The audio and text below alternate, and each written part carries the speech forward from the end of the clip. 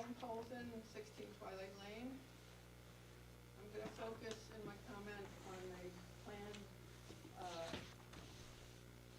5G tower that's designed to be put up on Vale Road, and on the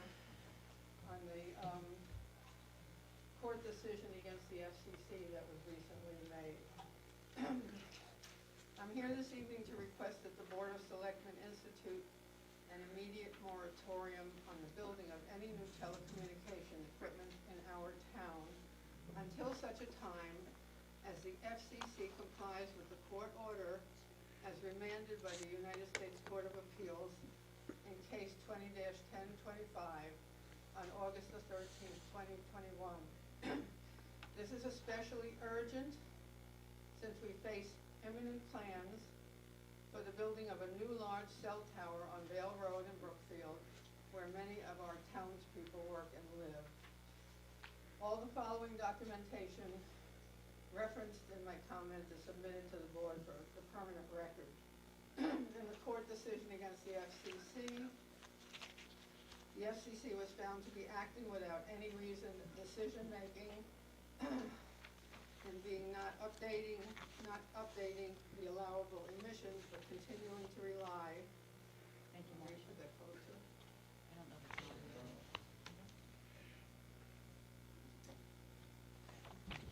there. Continuing to rely on the knowledge and technology of 1996 without any studies on the safety of current technology. The court decision of August 13th, 2021 states, the FCC must address the impacts of radio frequency radiation on children, the health implications of long-term exposure to radio frequency radiation, the ubiquity of wireless devices, and other technological developments that have occurred since the Commission last updated guidelines, and address the impact of radio frequency radiation on the environment. So we are moving forward without any updated guidelines into a system that will use faster, higher frequencies moving up into the microwave range. Small cells near homes and schools will likely follow the installation of the new tower as well, creating an inescapable environment of wireless radiation more powerful than 4G. All this information about health was provided regularly to the board in the past. It was ignored, denied as being valid, nor was it considered cause for any action on behalf of the town by the town government. This is all in the records going back to 2019 in print and on video. With these clear health warnings, a highly electrified, inescapable environment is not desirable. The protection and welfare of the people of Brookfield should be put before the industry's desire to expand its build-out of millimeter microwave radiation into our town. We are asking for a response to our request for a moratorium on new telecom equipment until such a time as the FCC produces its new guidelines as required by law and shows evidence of safety.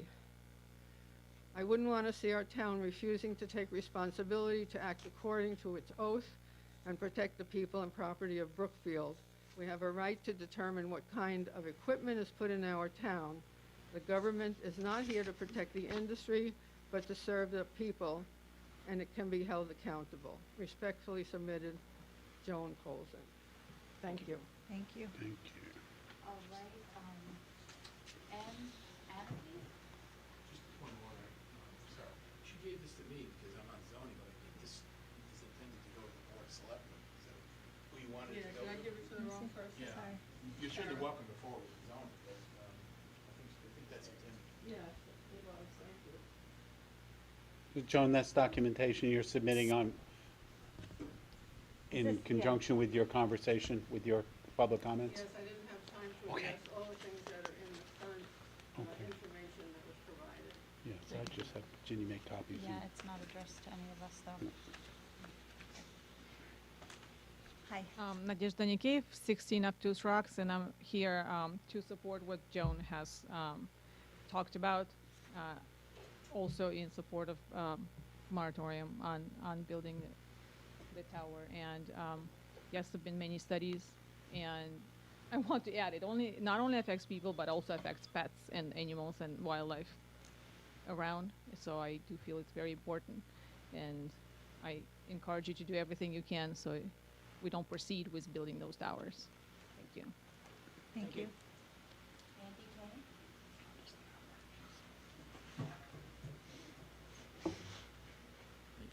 you. Andy Kane, 5 Fernbrook Drive. I'd like to make 3 quick comments. I'm urging the board to vote no on the Board of Education capital funding requests of $281,646. I would suggest that a reallocation of the $300,000 that's unspent in artwork for the new school be reallocated to cover these costs. I think bathrooms are more important than the artwork. I think that this is part and parcel of a little bit of a larger problem in that we get very nice budgets that get submitted, and apparently they're a little bit under budget. And then folks come into this committee or this group and then ask for more money. I think we have a long history of this loose budgeting in Brookfield. I find it very hard to believe that anybody would not be aware of asbestos issues in the town of Brookfield. We have had major asbestos issues. And also these contingencies after the fact. Normally contingencies are put in up front as part of the budgeting process. So I think this cost can be covered simply by a reallocation. Secondly, on the DECD grant, if it's not going to cost the town of Brookfield any money, I think it's a great idea, but I think the town of Brookfield should be very clear in its understanding and that it is essentially getting into business with this developer. And I would suggest that before the town of Brookfield takes in too much further action, that the developer pay any blight fees or any fees that are leaned up against the property before we proceed. That would seem to make good fiscal sense to me. Thirdly, on the monthly financial update, I think we need to get a little more detail. We get a verbal report. I'd like to see, certainly at each monthly meeting, the total amount of debt that we have, what the debt amortization is, if there are any particular problems financially they're going to be coming down the road. I think we should know about it. A perfect example is this $281,000 item. I think we should know which projects are over budget and what cuts are being made to keep these projects on budget. It's nice to come back to the taxpayers all the time and say, I need more money. Unfortunately, taxpayers don't have that option when they do a project at their house. If they have a certain amount of money, they have a certain amount of money, and they have to cut. Thank you very much. Appreciate all you do. Thank you. And Jennifer Ramos?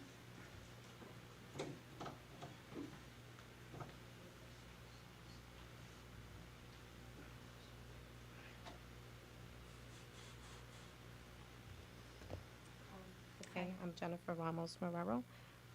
Was also here with Joan and with Nadia. I'm a resident here of Brookfield for 3.5 years. Also owner of a home here.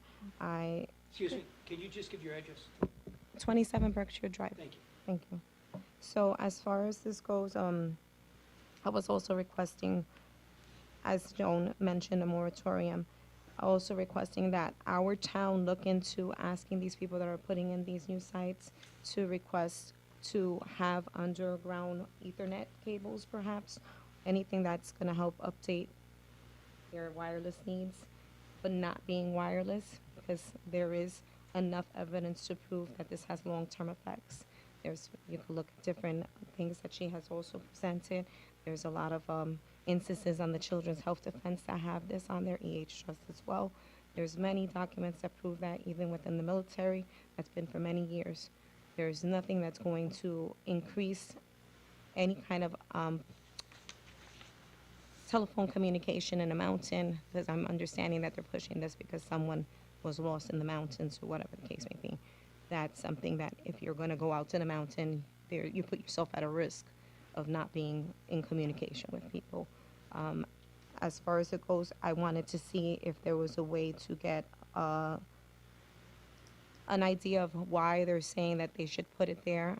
Maybe the town doesn't know, what the extent of radiation is coming from, because maybe we're not fully aware of that, or they're not sharing all those instances the same way that they're saying it's for 4G, but they did mention that they couldn't increase it at any time after that site is built upon. So that's a major concern for me. If it was just for 4G staying there, then maybe we wouldn't be so antsy about it. But they did mention when I came for the first meeting back in, I want to say July maybe, that they could upgrade it at any time and they wouldn't have to serve any notice after that. So that's a big concern for me. Thank you very much.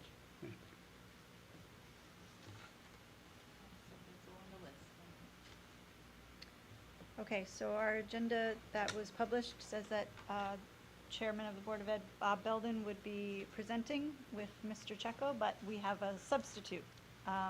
Joy Greenstein, the Vice Chair of the BOE and also the Chair of the Facilities Committee of the BOE, will be presenting instead of Mr. Belden with Paul Checo, the Chair of the MBC. So you're bringing out Aaron Judge, huh? Absolutely.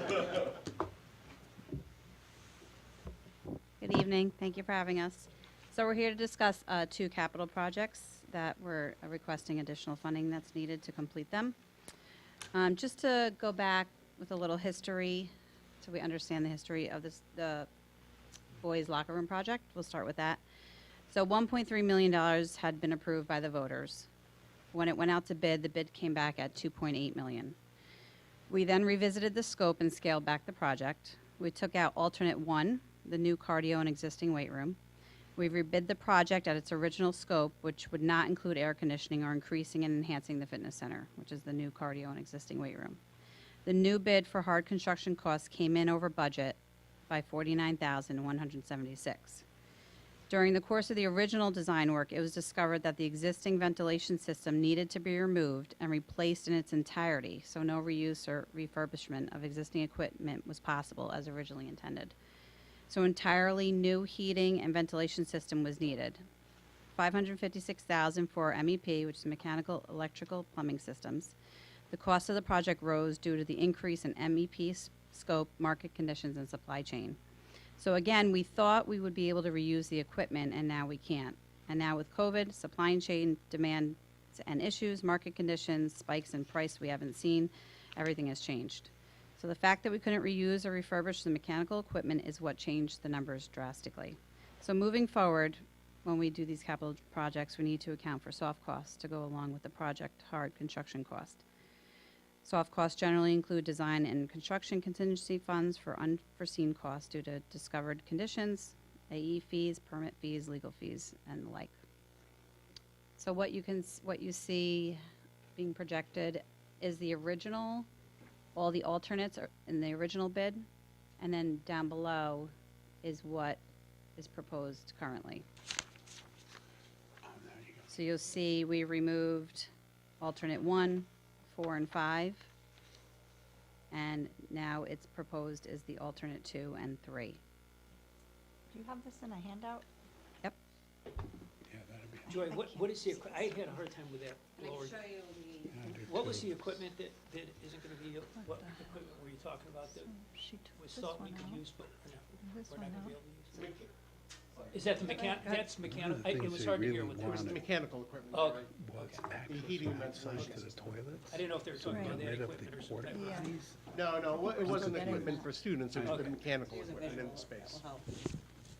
Okay. With the alternates. When did all these alternates come into play? They've been around for a while. The alternates that are presented there were part of the original plan developed by Tecton Architects. We had a base bid or a base plan, and we had 5 alternates. Those alternates ranged from, as Ms. Greenstein said, the new cardio center Yeah. to the exterior bathrooms, reconfiguration of 2 storage spaces, and basically a visiting coaches or visiting officials toilet room in the front. So you said 1, 4, and 5 are out? Correct, and those were the new cardio center. Yep. And then the 2 storage rooms. We kept the alternates that allowed for the new toilet rooms accessible from the field. And with that, expanding those actually to yeah, 3 that- fixtures in each.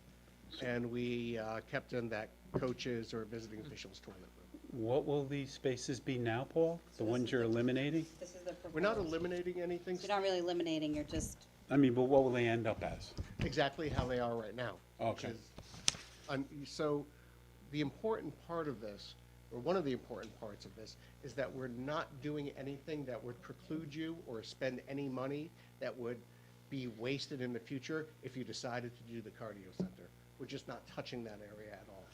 Because in this scope of work that is less, the cost is more. So if we wanted to do the cardio room, it would cost more later. It would cost, yeah, there would be an additional cost later on. Whereas when this was proposed, it was included in the price. Right. Okay, so for these bathrooms, if we can just touch on alternate 3 really quick, because this is important. Is that going to have a handicap, ADA compliant, or? Yes, it has to be. All right, and so that access, just so everyone's on the same page, to the outside is important for the activities yeah, so I can and the read public. what this complete renovation will provide us. So Okay. just tagging on to what you just said. So it's creation of a girls' toilet room, accessed from the building exterior, renovation of adjacent boys' toilet room, including exterior access. So we have exterior access to both a boys' and girls' toilet room.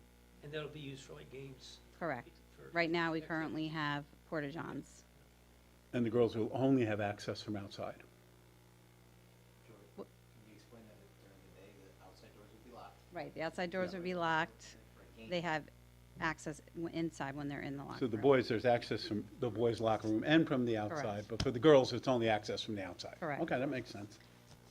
And just so, you may get there, but the boys during PE and whatnot can have access to those toilets, but right now, there's only one operable toilet. Is that true? Where will the other toilets be? Or is it just Toilet those? here, Toilet here. There's this toilet, the office toilet, and this toilet So is these are the ADA. ones that are accessible from the outside, right here. Right. But what else? Are there any other toilets inside, or just those? Toilet here. Here, That's usually for the coaches, so. it's for the coaches, but So if you had 6 boys who had to go to the bathroom, you're sending them out in the hall and down. Right. Okay.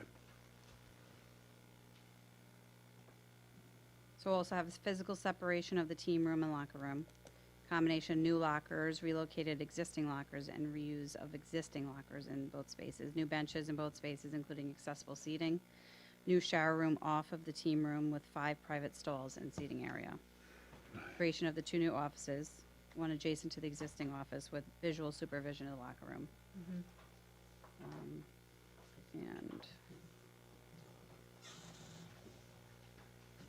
And removal of the dividing wall between the storage rooms off of the team room. So adjustments to the storage rooms adjacent to the weight training room as required to accommodate the new layout also. One of the most important aspects of this project, Harry, if you remember, and Steve, if you remember, was to open up this boys' locker room to have better visual control from the coaches' offices. Right now, it's bifurcated into 2 different areas, and keeping control in there is quite difficult at best. So now you would have central control from the coaches' offices overlooking the locker rooms. Also, during the during the rebid, the stock of existing lockers was taken, and a portion of those lockers are now being reused, and a portion are being replaced. The older lockers obviously are being replaced. The newer lockers that were put in 18 or 19 years ago are being refurbished and reused. So the scope was scaled back, or whatever we could reuse was actually incorporated into the rebid. And just as a point, this isn't only the locker room, the fact that we are going to be able to have access from the outside is gonna help us, or we're not going to have to now spend money for outside Porta facilities. potties, porta potties, Yeah, and for grandma's going in there. Yeah. Correct. Right, so this will be a complete renovation of lighting, mechanical, plumbing, sprinklers, any finishes. Okay, where are we proposing this $117,000 comes from, just for both of these amounts, but I don't see a suggested funding source. We're So not Marcia there. We're not there had yet. suggested I mean, something. do you have any questions before we start talking about that? because Well, it's still not. I'm pretty familiar with this. I've worked on it more than a few Well, times. we're getting a whole lot less for more money, right? So That's true. the lowest bid came in, like Joy said, $49,000 more than what was approved.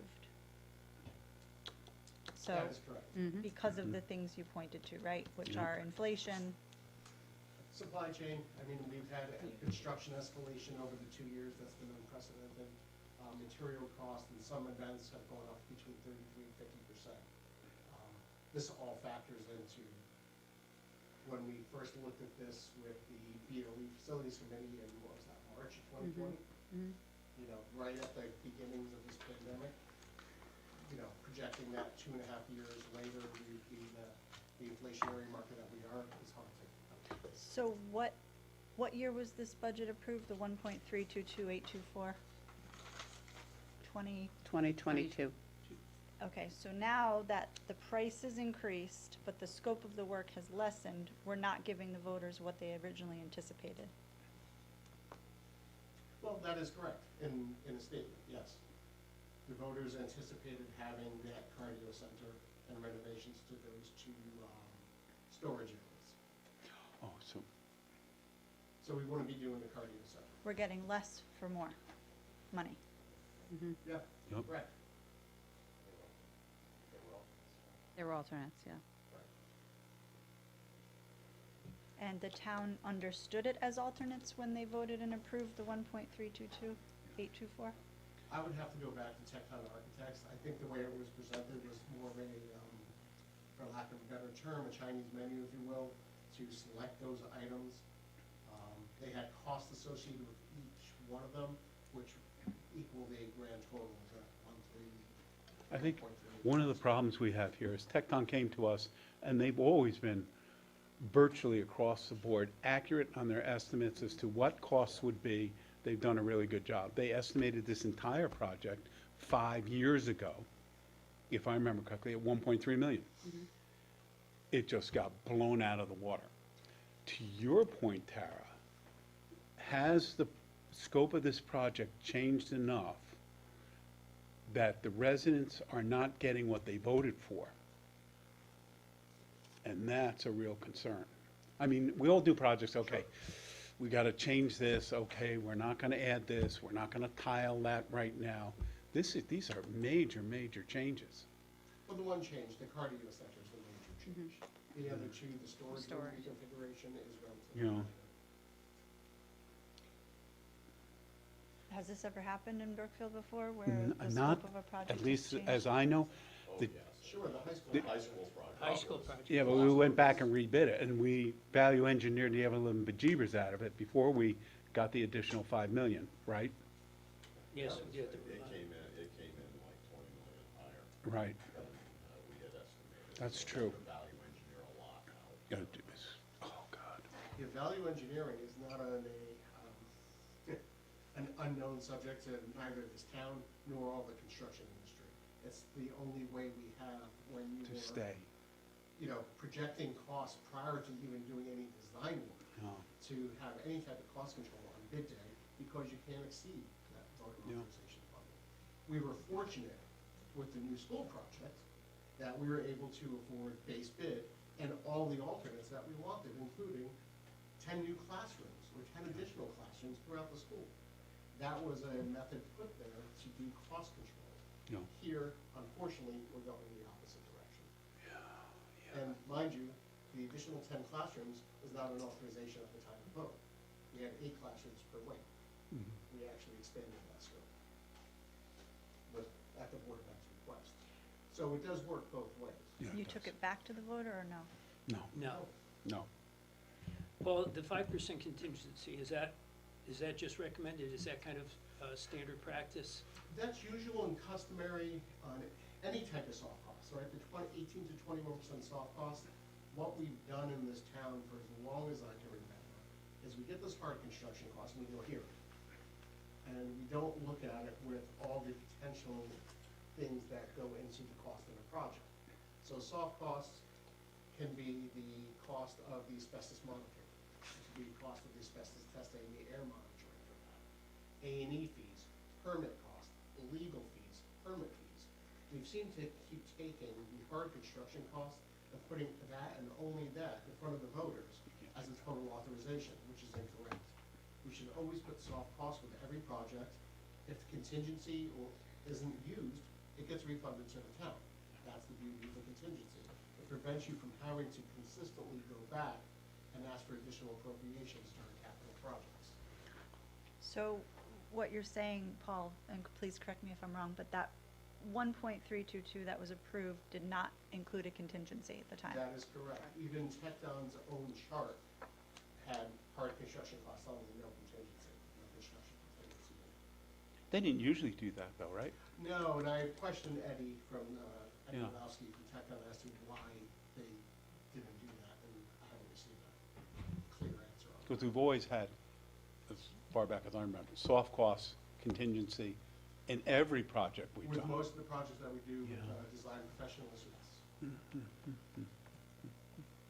Tara, So- just to give you a little history too, so the high school was renovated 18+ years ago, and, you know, this portion didn't receive much as far as renovation, so it hasn't been renovated since 1974, and the project was cut in 2006. So just to recap some of the larger needs of the locker room, the showers don't work, there's insufficient ventilation, there's no separation in the locker room so teams can hear each other, which builds a lot of tension.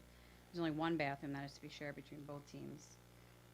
And they must cross paths to access the bathrooms in the locker room. Referees have no privacy, and most important, there's no handicap accessible amenities, plumbing, lockers, or benches. On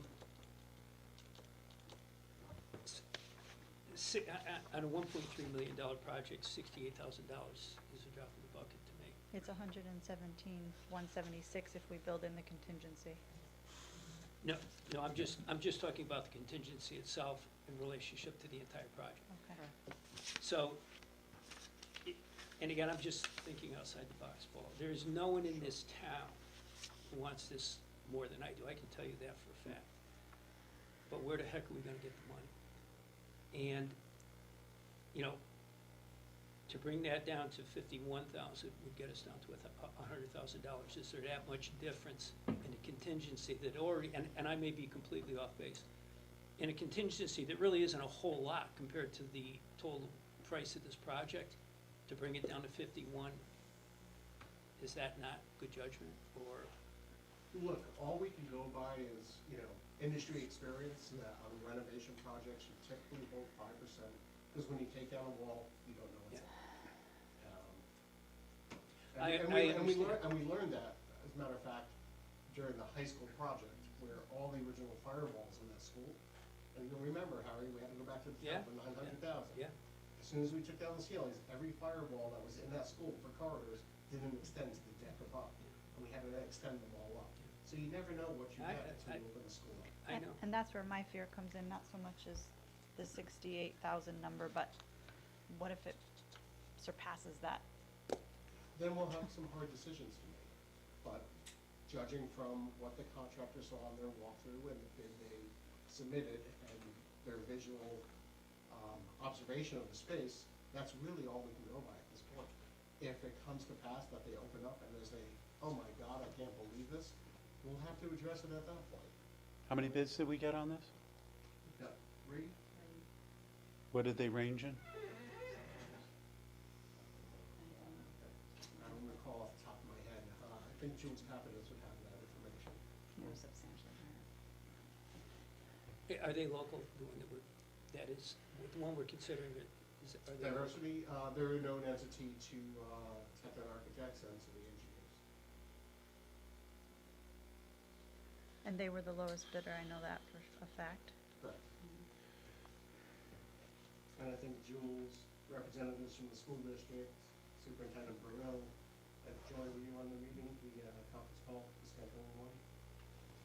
With Steve Baldwin, Mark Lynn, Oh, okay. yeah, we all had a round table when we vetted this, and then we talked about scheduling. Can I interrupt? I've got the answers on the bids. There were 4 bids. The lowest one was the $1,372,000. The second lowest was $1,599,000. Third was $1,622,000, and fourth was $1,716,000. Not that broken. I mean, that in itself is indicative of what you said with inflation and all other considerations. Everything is just costing more and more every second we wait. In my opinion here is we've been working on this for 30-plus years. And we've been working really hard on it for the last 4 years. I mean, how many times has this come before the boards, this discussion? 5, 6, 7 times? So many. We need to fish or cut bait here. And this, I don't know if anybody's walked through this building and walked through the boys' locker room. It's at best a disgrace, in my opinion. It needs to be fixed. I'm not happy where these numbers are, no one is. I'm not happy we're cutting things out, but I think this, with inflation, this is just gonna get worse. How long is this contractor's bid gonna be good for? 90 days? 120 days? Not, Very, very strict timeline. yeah. We don't have much time. So Marcia, I know you talked about capital non-recurring. Well, for the locker room, the bonding laws are very specific, and we can transfer from projects within the same bonding year. And so this was bonded in 2022, and money that we would add to this project, we would recommend cutting the Board of Ed electrical project that, to fund this project. Whiskaner project. Is it Whiskaner Whiskaner, Electrical? right. Whiskaner Whiskaner Electrical, yes. We still do the project, but the bids Yeah, came, okay, okay. I don't wanna rob Peter to pay Paul here. So that we would cut the Board of Ed electrical project, which is coming in lower, and we would increase this project, because they're both in the 2022 fiscal year, bonding year. And what does that amount to? Do you know what that amount is? There's about, it depends on the cost of the generator, but there's enough to cover this, and maybe a little bit more. You know, one of my concerns is if we didn't do this, that, I mean, we're looking for a ton of money here that wasn't budgeted. And to Steve's point, if we didn't use it here, we could use that money someplace else, but I understand the drastic need for this to happen. And on top of everything else, it's a health issue, to me. When you go in there, but the kids don't really have a place to shower, they don't have a place to use bathrooms, and It's a health concern for the public. Yeah. When Yeah. coming to games and whatnot. And we are getting access from the outside, which is gonna save us money in the long run and not having to, you know, spend Well, money we'll on. save $90 a month on a porta potty, right? Well, that's gotta go anyways, but I'm Gotta just go. saying, if we didn't do this, we would have to build a facility out there. Yeah. You can't continue to have people go into a tunnel, with no flashlight. I agree with To you. use the bathroom, so. This is a critical project. It needs to be done.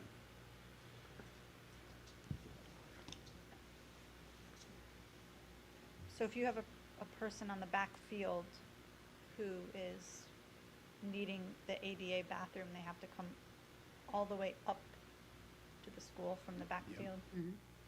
Yep. Seems kind of crazy. Right now, they've gotta find a tree. I mean, there's nothing out there now. Where the porta sands. Well, yeah, if you wanna Same take your spot, life right? from Same the spot, all the way up. Yep. Okay. That being said, I don't know many high school facilities that have accessible toilets at each and every field location. So the same would be, Yep. we talked about the backfield, same is gonna be for the baseball field, same is for the softball field. There's just, unless you place one at every location, there's just no way to accommodate that. And given our sewer location and how waste has to flow, it's just not tenable to put them down there. We looked into that. We had that in mind with the BVSA, with that building on the first turn of the track, which would facilitate the entire, It would, but it still would be an issue for that lower field. And Yeah, still be an well, issue but for it's softball. close, yeah, it would be centrally located to the fields. Closer to Yeah, that. there's some pretty big pumps to get it up 50, 60 feet. Paul is gonna work that. And it sounds like that would cost a lot more money than we can even entertain. So, going back to this, the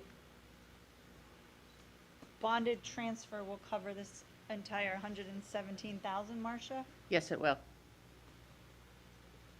And when can we make that happen? As soon as this board approves. You would have to vote, and the Board of Finance would have to vote. Would the recommended motion going forward be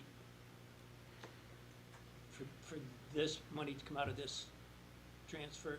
That's what we would be asking the Board of Finance for. For the locker room, Yeah. yes. The wall was a different bond year, so we couldn't use that money, but for the locker room, we can.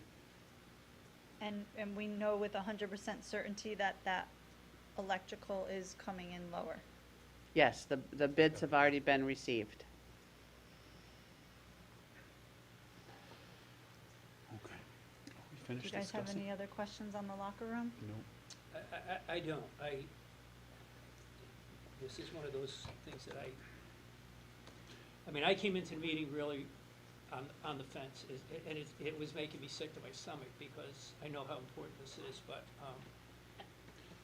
without having to bond and without having to reduce a program or whatever, if we can find the money that way, I would be willing to move forward. Want to make a motion? Is there a motion, or, You want me to make a motion? yeah, I would make a, correct, I would make a motion that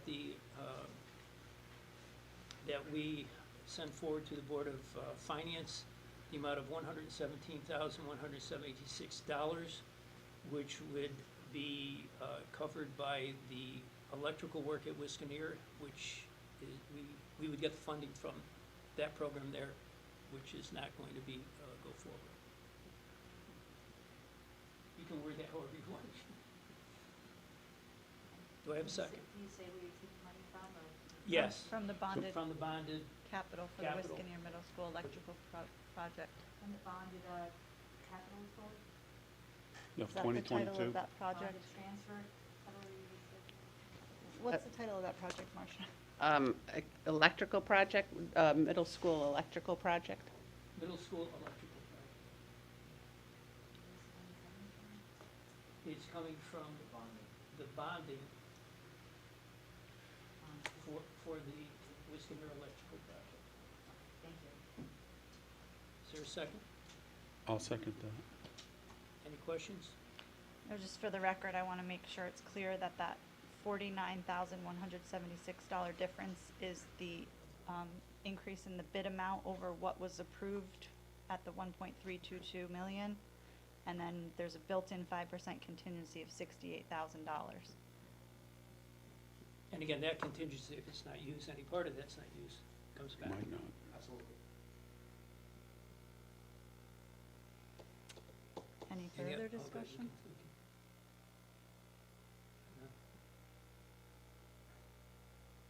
All in favor? Aye. Aye. Thank you. So the other capital project we're here to discuss is the Whiskaner Middle School gym wall in the amount of $164,500. So there seems to be an inherent issue with the building after the abatement that needs to be addressed. So the approved funding was $700,000. The bid came in at $795,521. Some unanticipated costs were the asbestos monitoring at $19,200 and specialized testing at $8,600. And we also, once again, built in the 5% contingency of soft cost of $41,179. So additional funding being $164,000. Can you give an update where we are with that wall now? Yeah, sure. The abatement was completed. Post-abatement, Matt Pelletier from Pelletier Construction had sent a communication to Dan Caldwell and Max Johnson, the engineer from Conlon Engineering, listing a number of issues that they discovered. I went out 8:30 last Monday morning, or a week ago Monday, I should say, and Dan, Max, and Pelletier Construction were out there around 11 o'clock. I spoke with Max Johnson on Friday. He was answering all of the concerns. 2 of them seemed to be valid. The other 6 seem to be in discussion. I'll leave it there just because we don't know where that's going to land. I'm waiting for Max to issue his report. With that, we've had discussions with the Board of Ed and the Facilities Committee about the same route of the high school. We keep, again, awarding projects or funding projects at their face value, which is the hard construction cost. There are some inherent issues in the school construction that were uncovered after the abatement, gaps in the masonry, things that do need to be addressed in order for this new project to be successful. We all know that it did come in substantially higher. Value engineering was performed, changing the top from a metal panel to an EFIS synthetic stucco, while keeping the concrete block on the bottom half, so it wouldn't get abused or damaged. So there was some value engineering performed on this project post-bid award. That being said, they're existing buildings. And this one in particular, there were some items that were inherent to the original construction that had caused that failure that needed to be corrected. And I guess at the time Colin reviewed the documents, they found this out, the existing drawings, I should say. So some additional steel work was done inside that building during the summer. There's some expansion joints that need to be cut in at the top course of block to allow for, allow for deflection of the steel. This was an addition, wasn't it, Paul? This was in the addition, yeah. Is there any liability at all for the buildings? Or is this something completely? No, I mean, this is, at this point, you go in, you do the discovery process. You can only uncover so much or do so much discovery from existing drawings. And, we're at the same point as we were with the high school project. It's, okay, now the building's half torn apart, at least the exterior skin. We've uncovered these issues. How do we best address them, and where do we get the funding? What's the life cycle of an EFIS system? How long do you think those last? I know 20 years ago they had huge problems with those. 20 years ago, they had huge problems primarily on the East Coast, in the middle Atlantic states, Yeah. North Carolina, South Carolina. And what we learned from those experiences were they weren't putting a drainage map. So they were actually rotting houses from the inside out. Moisture would get trapped behind the system. This system at the middle school, the original and the new, is what we call a cavity wall construction. So as moisture enters the cavity, it drops down and leaks out the bottom. Okay. So very different type of system. You're comfortable? Yeah, you're absolutely correct. You're comfortable with it? I'm comfortable with the EFIS system. Okay. All right. So you mentioned the 6 items that are still being considered. What does that mean exactly? There were a couple of doors that the contractor felt should be replaced. My opinion and Max's opinion are they don't need to be replaced. I actually operated the doors and looked at the door jambs. Changing hats a little bit, looking at them from a different eye, from the MVC side, we don't have a lot of credence in some of the additional costs that they're claiming. So that's something to be negotiated, we talked about with the contractor during the MVC meeting. And I have to wait for the engineer's official report to come out. So essentially, there could be more of an ask than what's before us tonight. I wouldn't say that, judging by the requests that were on his list. I wouldn't say that this is an extensive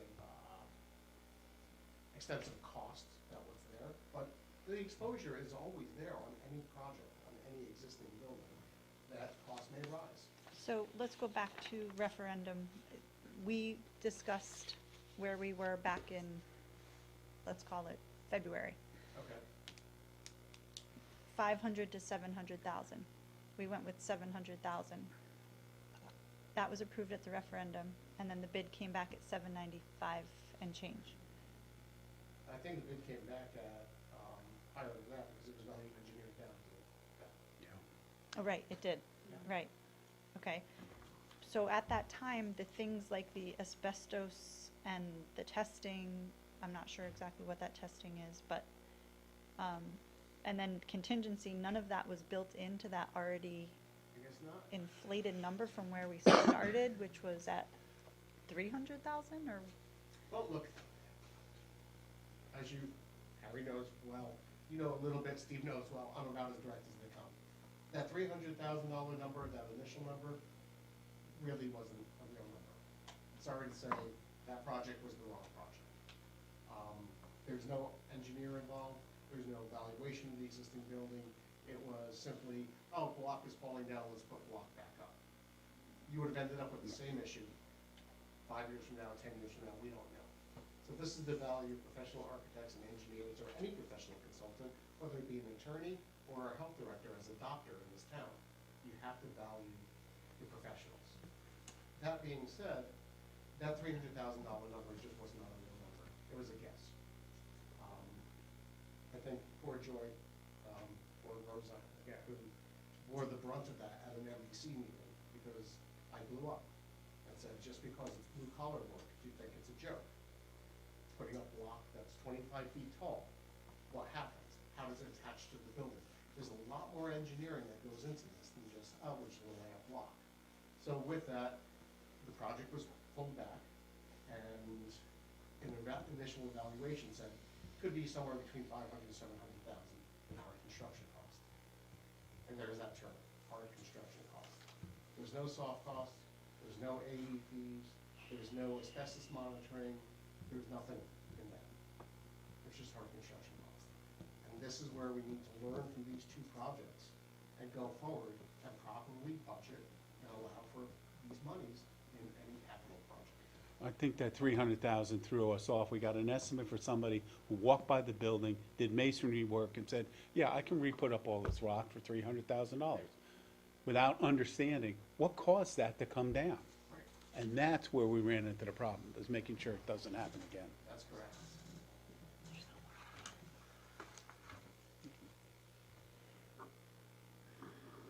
So we need the 27,800 for that asbestos monitoring and that, what was the specialized testing?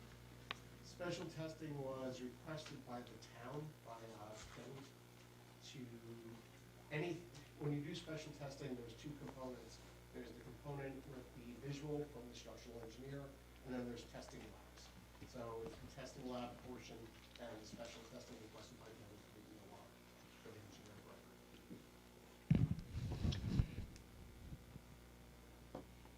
And then, so that 27,800 plus this soft cost for contingency of 5% at 41,179. The ask is 68,979.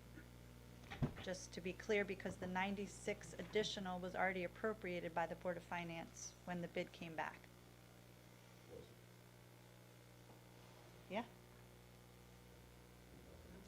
Okay. I mean, it went through us, and then it went to the Board of Finance, and they approved it, so It's good to hear. if you take that out of here, and correct me if I'm wrong, I'm asking you, is the ask $68,979? If the 96,000 was appropriated already, and Marcia's shaking her head, I haven't done the math on the 5% of the, is it of the 795, 521, it or? would be of the hard construction cost, so that would be of the 7, yeah, the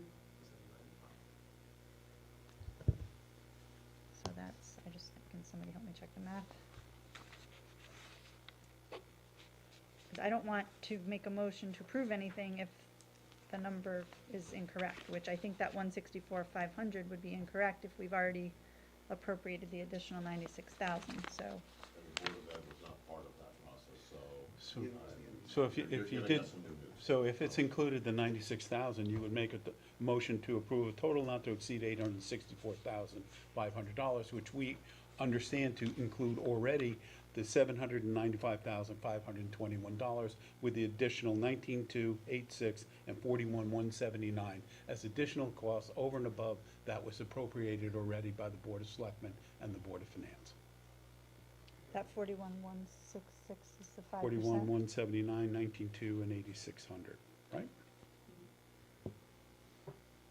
Okay. So 71,000 something. 71,000.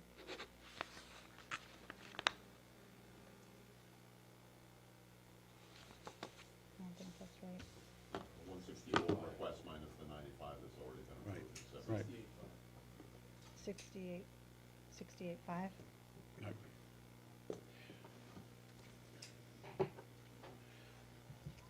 So what I would suggest we do is move the motion forward as I read it for the total amount with the understanding that the 795 has already been approved and the addition of the 41, the 19.2, and the 8,600 as an additional appropriation by the town of Brookfield to be considered by the Board of Finance. Right? What are those three numbers add up to? 68,000? Do we go, Well, we didn't appropriate 95,521, we appropriated 796? 96,000. Okay, so my motion would still stand not to exceed the total of $864,500, including all funds already appropriated by the Board of Selectmen and Board of Finance. That's fair. You gotta take the 96 off, 864. The 864 was the total appropriation. I'm just saying, instead of using the whole number, the ask should be for what it is for right now, which is this 41,179 plus the 27,8. You could do it that way, too. Which I'm coming out with 68,979.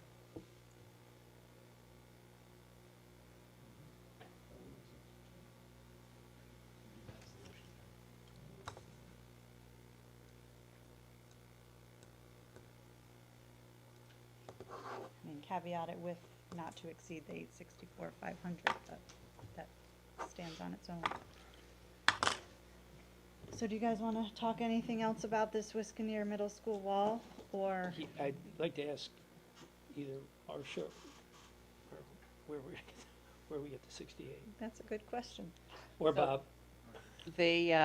This was bonded in the 2023 bonding set. We have two projects that we're looking at where we think we might be able to have some money, but we're not ready to release that money yet because it's the current year bonds. The next alternative is to take it from fund balance in the capital non-recurring fund, that there's some uncommitted fund balance in there, that we wanted to use that going forward for the debt bubble. Hopefully, we replace it with something else for the debt bubble, but right now, that seems to be the best alternative, is the fund balance in the capital non-recurring.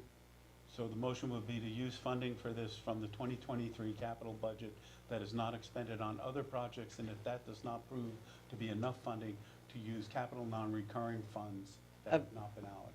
I would say we wouldn't discuss the 2023 bonding, because we won't know in time, that, to be sure, that, so I would say we would just go directly to the fund balance and the capital non-recurring fund. Okay, that's a good idea, and then if we could, we'd go back to the 2023. Yeah, okay, that makes sense.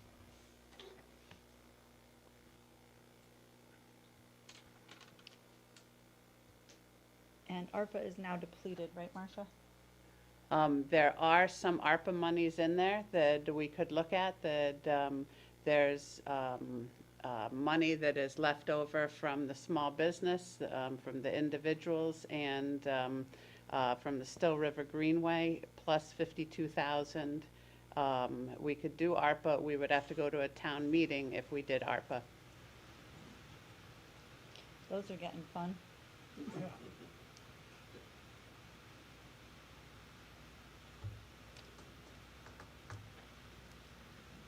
Let's continue, make pretend ARPA's not there. What would that amount come to roughly? Do you have any idea? It's like 150K or something like that, right? I would say it's somewhere between 150 and 200,000 that we would still have there.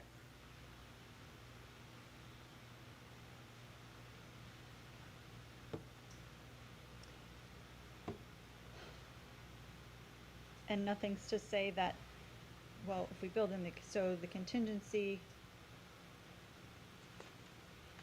what's the completion date of this? Do we have the bricks delivered yet? Where are we in the project? No, the CMU is not delivered yet. The completion date was either December or January this year. Is that realistic? Look, if the CMU gets here and they start laying it up, it would be. Waiting to hear about, what we call the cow wall, the window delivery. But I don't know that. I haven't seen an updated schedule from Pelletier yet. I was actually on a- Where does that come from? the NBC. Whereabouts that come from? The Cow product? wall? Product, Which, the block? yeah. The block, I think, is Westbrook Block, which is a local manufacturer.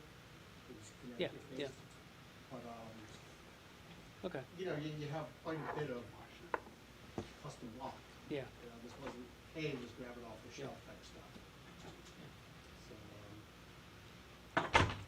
that was on our agenda for September to find out, what the balance and schedule is on this. What's your, and I know exactly where you're going, at what point will we know that we don't need that contingency or all Yeah. the contingency money?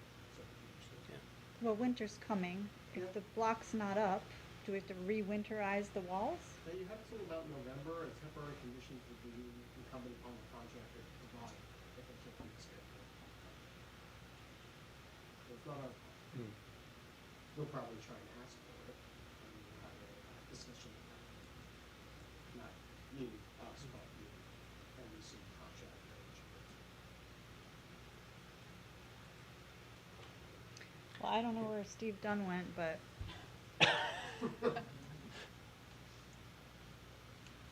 he is in the building, I believe, and I'm not comfortable taking it to vote without him. Yeah, no, we need to wait for him.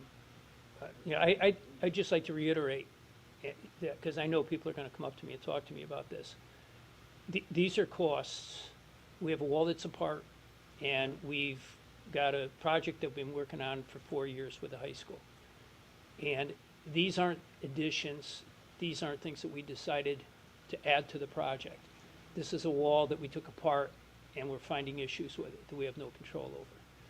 It's the same as what, the locker room, right? Exactly, exactly. And again, I understand the situation that we're in right now, and it's a very difficult financial situation, but personally, I feel comfortable doing these two things, because there are two things we can take off our list, and there are things that we have very little choice in. I think both need to move forward. They're both items that are permanent in nature. You know, that should well exceed the bonding time that you're going to money for. And that's kind of the litmus test, right, for any of these projects. Exactly. They outlive the life of the bond, and it's what you pay for. Okay, for. And that's one of the reasons why we stopped bonding the roads, is because it didn't do that. Right, exactly. So 6, 7 years after we, the bond was, we're still paying the bond when the roads need to be redone again. Yeah, it's like paying the car loan for 20 Right. years when the car's useful life is only 6 or 7. Right. Doesn't make sense. Well, and I hope we learn from this moving forward, that whenever we have these capital requests in town, be it on the town side or the Board of Ed side, or whatever the user group is, the library, that we properly account for all these soft costs. You know, I know I've sent Marcia the documents, kind of auto-populate, plug and play the numbers. And we should have these conversations between Board of Selectmen, Board of Finance, the user, in this case, the Board of Ed, and NBC, to make sure when we're appropriating these funds, that everybody's involved. We're just the administrators of the contract. We have no, request for appropriation. We don't have any bearing on that. We're simply, the people that are given, here's the scope, here's what we did, here's the cost, manage it. That's what the NBC's role is. We want to be involved a little bit sooner to make sure that the costs are appropriately managed. So that would be kind of the question for the NBC. What are the guarantees on this work? If the bricks start falling off in the spring, or 5 years from now? 5 years from now is a different story. This has been an issue we've taken up with AIA, for me, in New York, that we will give warranties on cars to 100,000 miles. The construction warranties are typically only 1 year, unless you have a specialized system like a roof system, in which case you pay for it, but it's a 12-year warranty. That is the standard throughout the industry, and it's an awful standard. You know, we do definitely think it should be longer, but the GBC, what used to be the General Building Council, donates more money to state legislatures than the AIA does. So that reform we're not getting, unfortunately. you have any other questions, Steve? No. Y'all feel comfortable taking this to vote?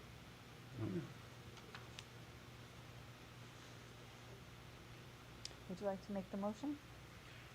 I would like to make a motion that the Board of Selectmen approve the additional expenditure of $68,979 for what you wanted is Thank you. over and above what's already been approved of $796,000 for the completion of the Whiskaner gym wall. Funding to be determined at a future date would either be capital non-recurring or perhaps the 2023 capital budget, depending on the funding that's available in both of those sources. And that we forward this to the Board of Finance for the review and possible adoption.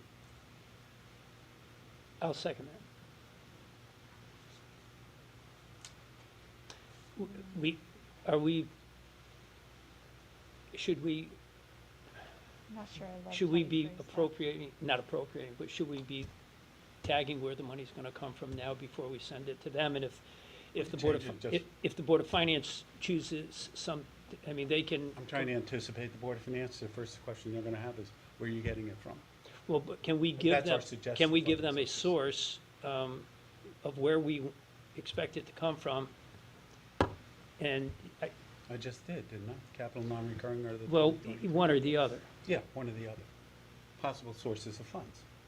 With the Right. recommendation being capital non-recurring. Yeah, I agree. Is that, but- Marcia, is that Yeah. what you think would be the best way to put it forward? Not to doubt you, Steve. but- I would say it'd be easier to report the transfers if we have one place where it's coming from. So maybe if we just said capital non-recurring, and I think the amount is 68.5, that if we're 68.5? looking for a total of 864.5, and we have 796 already, I think it's Okay, then I added 68,500. Okay, so I would amend that to 68,500. I apologize, I edited it wrong.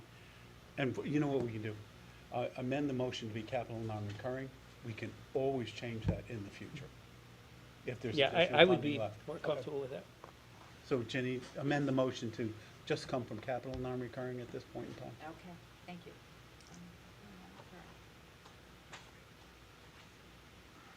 Okay. All in favor? You gotta get a second first. Oh, I did did. you second it? I second. Oh, you did? I'm sorry, I didn't hear you. Okay, Aye. aye. Aye. Thank you. Thank you for being here. Okay, our next presentation, and we will work our way through this agenda at some point this evening, is by Greg Dembowski, our Economic Development Director, to give us an update on the Brownfield Remediation Redevelopment Grant. Would you all like a break? Are you ready to go? I'm okay. So I have my package, my presentation is in your package. Do you have it? I have an extra copy of the cover sheet that I'm only going to be going through. Everyone have it? We good? I have, Yes. yeah. Okay, I've got extra copies if anybody here behind me would like one. You good? Everybody's good. Okay, so in your package is a one-page Word document that's on the screen. That's all I'm going to be covering tonight. Also in your package is the 28-page working draft of this grant application. So what I'm going to talk about tonight is what has happened, or an update since I was in front of you a couple months ago at your Board of Selectmen meeting. What this project, what's in it for the town. I'll talk a little bit about the program application and the critical issues as we see them sitting here this evening. So, back in June, you may recall, we had an introductory conversation. Amy from Ty and Bond talked about, at length, about a potential grant program to remediate and redevelop 20 Station Road. So since then, 3 things have happened, as I've listed here. The first is the program was announced in July. The DECD actually issued the grant application and the program with all of its rules and regulations. That application is due September 23rd.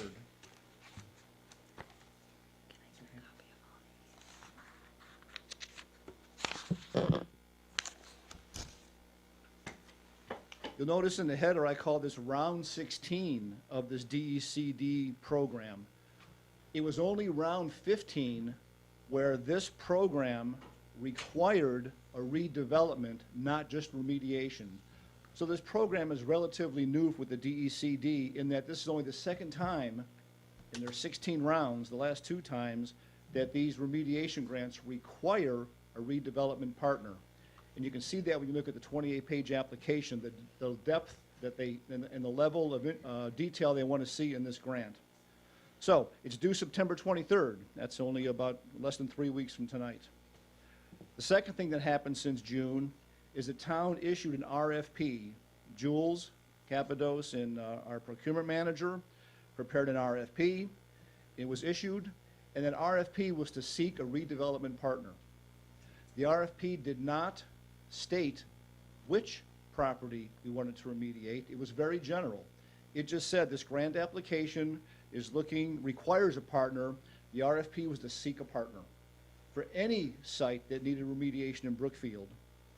One application was received, and that was a company who specifically wants to partner and remediate 20 Station Road. We all know what 20 Station Road is. The history of the dry cleaner, 40 years of contamination. It's been blighted for many years. We can go on and on. So that applicant was Brookfield Village Station Road LLC.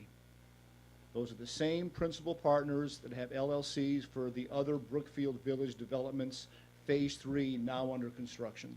Greg, do you want to wait till the end, till you finish, or do you want to address questions? Let it go, Harry. Okay. Go ahead, if you want to. Yeah, we're talking about partnering specifically for the remediation, correct? And redevelopment. It's both. It's not just one. It has to be both. Both. It's remediation and redevelopment. So that's what makes this one a little more complicated and involved and going to take more time than a simple remediation. Okay. We awarded that bid to Brookfield Village Station Road LLC on August 24th. The third thing that happened is right during this bid time, we started interviewing experienced remediation engineering firms. We actually talked to 2 in a very high level of detail, and we decided to award the contract to write the grant application to Ty and Bond. This application is being covered by an application fee. The applicant submitted with their grant, or with their application, a $10,000 check, and that check will include the cost for Ty and Bond to write the application and possibly any legal expenses if and when they come in. So that's what's happened. Can I ask a question? Yeah. Did we talk to anybody besides Time Bond? We did. We talked to a second firm that also did the same identical remediation grant. It was a professional in, I believe, Ansonia, who does work for these very same kind of projects for the town of Ansonia, I believe. And what was the deciding criteria? The deciding criteria was, for Ty and Bond, is they are a very large firm. They have a lot of resources.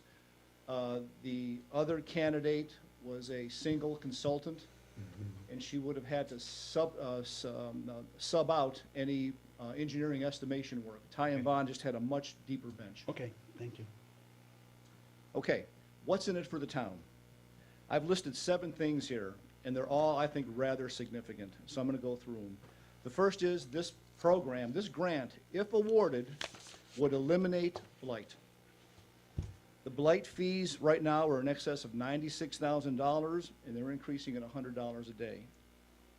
That blight fee would be paid when this LLC actually purchases the property from the current owner, and as part of the closing, those blight fines would be settled to the town. I believe I have that right, Dennis. Correct. The second thing is, in our RFP, we were looking for a partner who would provide new municipal parking in our town center district. The application as written and the plans they've sent us include public parking in the TCD. Will it be guaranteed in a contract with them? It's going to be in their permit, and it's in their application. Okay. And it will be in their building permit? It'll have, yes, this is our requirement. Just want to make sure. I'm sorry, what was your question? It will be what, Steve? I want to make sure that the parking that they're saying they're going to give a municipality actually stays municipal parking. Because I know Brookfield Village has a problem with parking already. And that parking lot, that parking area would be in addition to some form of another building, correct? It'll be in addition to their building, which will have parking for their tenants. Okay. In fact, when you read this application on September 23rd, I encourage you to look at it and look at their plot plan and their plan they've already presented to the Wetlands Commission to show that, to make that very point, Steve. Thank you. The third point, and this is a big one, no liability to the town, since that property will not ever be, the town will never be in the ownership chain. So I think that's a big thing. There'll be no liability for any existing or future contamination or blight or anything else. So the town will never be in the ownership chain. So we will have no liability from that perspective. The next thing is we will collect overdue taxes on that property. They're currently at $11,000 plus.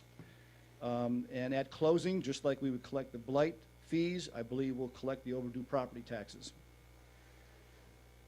Number 5, and it was in the RFP, we requested that the existing utility easement on that property, it's actually a sewer easement that goes north and south from Station Road to the bowling alley, that easement remain for the town's use as a possible Still River Greenway Trail extension. As you all know, I think you heard Jay Annis talk a couple months ago about our plans with ARPA money to study the extension of the Still River Greenway Trail, to tie into New Milford's trail system, and going through that property with the existing easement is one possible option for us to move the trail north of Station Road towards New Milford. Number 6, this remediation and demolition of that building will not cost the town any capital money. The only resources to deliver this grant and this project will be the time of staff, which is not refundable with any of this grant money. And finally, as the project's currently proposed, it'll generate $150,000 plus in property taxes. So those are the 7 things into it for the town. I think they're all rather significant, given the fact this property's been an issue for a long, long, long time. So, the application. The working draft is in your package. It's 28 pages long with about 20 attachments, and we are working every day to complete it, to have a draft to Tara at least a couple days before September 23rd. It is very comprehensive. Please take a look at it. It's in your package. All the things I talked about, plus many, many more, are in there. I will tell you the applicant and myself have already gone to the Wetlands Commission. There are wetlands on the property, and the Wetlands Commission unanimously gave approval for the conceptual plan, and their level of support, now it's not a permit, it's not an application yet because it's only conceptual, but their letter of support will be in this grant application. It's an important variable that's got to be addressed. Critical issues. The maximum allowable for this grant is $2 million, but prevailing wage rates apply to all grant applications in excess of $1 million. We've already spent $116,000 in evaluation and environmental study costs, and that goes against that cumulative $1 million total. So there's only $884,000 remaining in that $1 million cap before prevailing wages kick in. So if we go over that cap of 1 million, who's on the hook? It's going to be the applicant. So BSRB will have to pay it? Mhm. And they can decide not to do it at that point. And they might say, I'm They sorry, might the walk. economics don't work for us. Yeah, if and it we'll comes walk. into 3 million, they say I'm walking. Right. Okay, so that's a risk. So it's a risk, and the way we're mitigating the risk as best we can as part of this grant application is updating the cost estimate. Right. We have one of $800,000. It was a very high-level budget number several months ago, and now that is being updated. And believe me, we're waiting to see what that number comes back at. So Chris from Ty and Bond, if you're listening, you know one deliverable you have to us, one of many. The second thing is that the LLC must apply for a Brownfield remediation revitalization program for liability relief, and they must be accepted in the program prior to acquiring the property. This is something that Alan Rothman, I know, is working on now. He's already got the application, and that's something that they're working on as we speak. Do you know, are there any criteria on that that we might be concerned about, or is it still real open? That particular program, Yeah. I know it's open. I've been told they are a good applicant, valid applicant, and the program's still open. That's all I know about it, Steve. Okay, thank you. Okay. The last thing, the number 3, is another question on prevailing wages. We've asked for clarification on this because I've heard 2 different answers to the question. The question of, do prevailing wages, are they required for the redevelopment construction? The remediation is going to be around $800,000, but this investment by this developer is going to be in excess of $15 million. And their economics for this project don't work very well if they are required to use prevailing wage for the redevelopment. That's something we don't have an answer on. I've heard 2 different answers on this. That's a critical question for the developer. And then, if we get through all this, this will be, the awards will be announced, I believe, sometime in November, December. We go to RFP, we do remediation, that'll take about a year, and then the developer will start their permitting process to do the development. So we're looking at least 3 years out, maybe 4. And we do have a decision to make. If we get the award, and we've been told more than once that we have a very good application, it's a very strong case, because of all the work we did to do environmental studies over the past 5 years, we have to make a decision. Who is going to be the project manager for this redevelopment and remediation? It can be the town, or it can be the developer. There's advantages for being the town, I've been told, because that will allow us probably to get some more competitive rates. We go out for a statewide bid. So project management in this case is going to require an RFP, awarding a bid, project management, and all the reimbursements that go with getting our $800,000 back for remediation. So that's a decision to be made, assuming we get awarded later this year. Tonight, what I need from your board, certainly before September 23rd, is your letter of support. I drafted that letter for Tara last week, I think, or a few days ago. In addition, let me mention to you that we already, as I said, I'll have one from the Wetlands Commission. I've asked the Planning Commission and the EDC for letters of support, and it would be wise if we were to ask our state representative and state senator for letters of support. The more we can put in this application to strengthen it, because it's a competitive process, the better off we're going to be. I think that's a really good idea. I have a question for you. Have there been discussions with Ed McCarty and his attorney Dominic? And are they in agreement? Do they have any written agreement that if this gets approved, they will sell the property? There's actually a purchase contract from this LLC to Ed? to, I don't know. His Either LLC. his family. I don't know if it's to Ed. Okay. And by the way, that purchase agreement is going to be in this application. Okay. So when this thing gets finished, please take a look at it. It's going to be a big one. Thank you. Is this stating that we are going to be, unless I'm reading this wrong, does this also state that we are going to be partnering with the remediation and not the redevelopment grant, but the redeveloping itself? We are partnering with them in the sense that Tara has to sign, the municipality has to sign the application. Right. The application includes a redevelopment plan that we've taken through wetlands, and it's a detailed plan. It meets all the zoning regulations. It's got commercial on the first floor, apartments on the second and third. Okay. I believe market rate, if I'm not mistaken. So we're partnering with them in the fact that we've accepted Right. their RFP, and what they say they want to build is going to be in an application that Tara's going to sign. That's the partnership. The funding for that redevelopment and the ownership of that is all on them. But we're not in partnership with Alan's program, We don't have a partnership agreement, if you will. This is- Right. this is a As far as the commercial building, the commercial that's in there or the residents, Yeah. we're not responsible or tied to No, that. there's no Okay. funding by the Right. town. We don't get any revenues. I just wanted to make that Yeah. clear. They take all the risk. If the units don't rent or whatever, it's all on them, like with any other commercial development. So my understanding of this is the town is facilitating the remediation of this property with the developer, between the developer and the current property owner, so we can get it remediated, and then they will purchase the property, and then it's on them.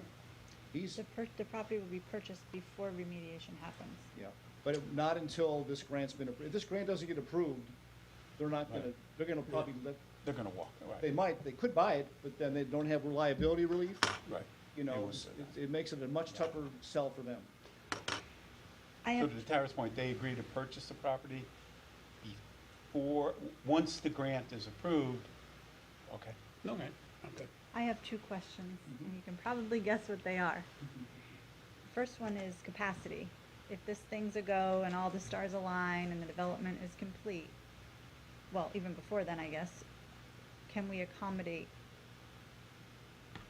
Sewer? more housing and the tie-in to sewer? So, of course, there's an existing sewer moratorium. The way the moratorium reads is this project would be, under the current sewer moratorium, they're allowed to take from the existing available capacity 2,000 gallons a day. I've been told that this development calls for something in the neighborhood of about 9,000 gallons a day. So we were gonna have to work through the moratorium issue, the sewer moratorium issue, within a couple of years. That is a, and that's noted in the application as an issue. So would any of the remediation have to wait until that's all finalized?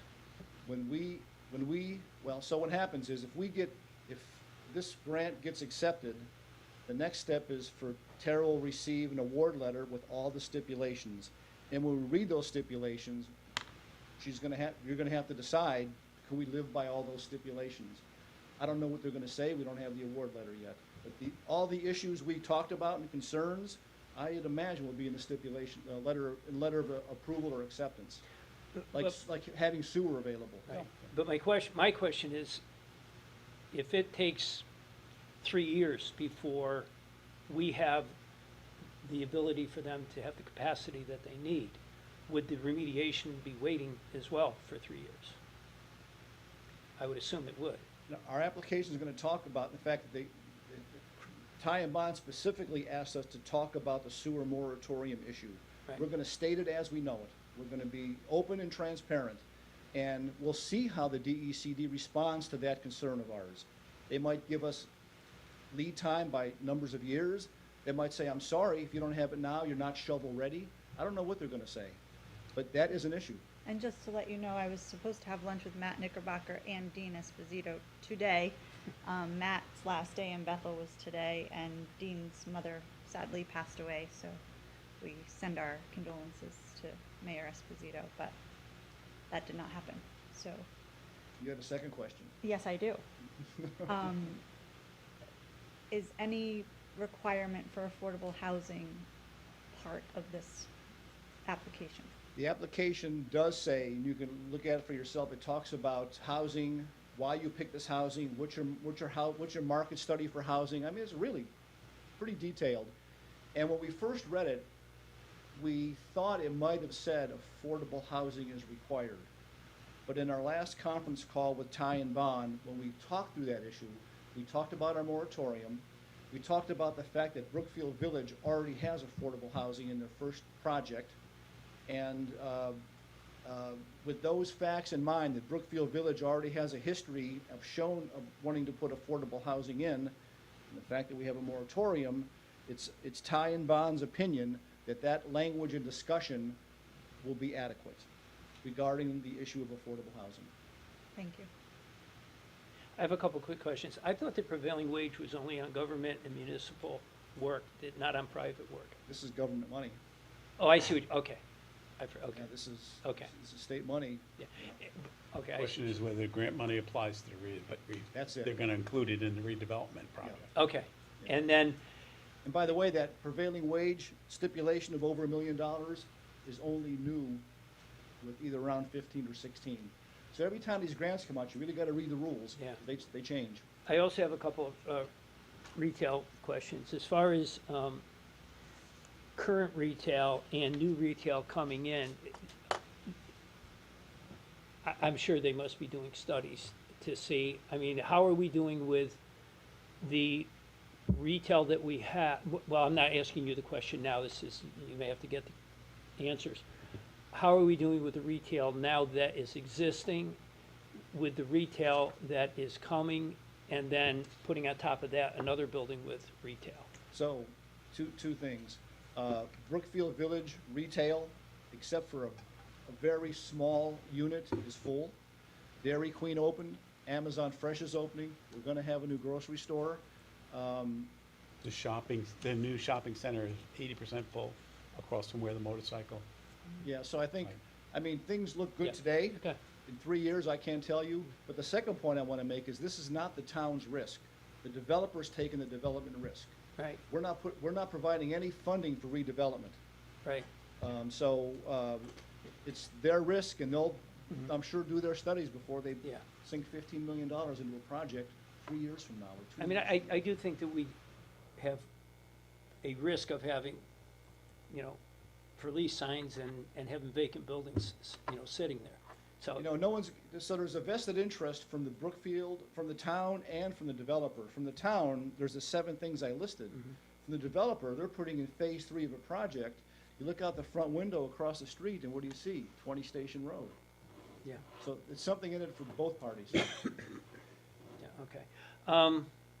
Can I ask a question about a different project, or no?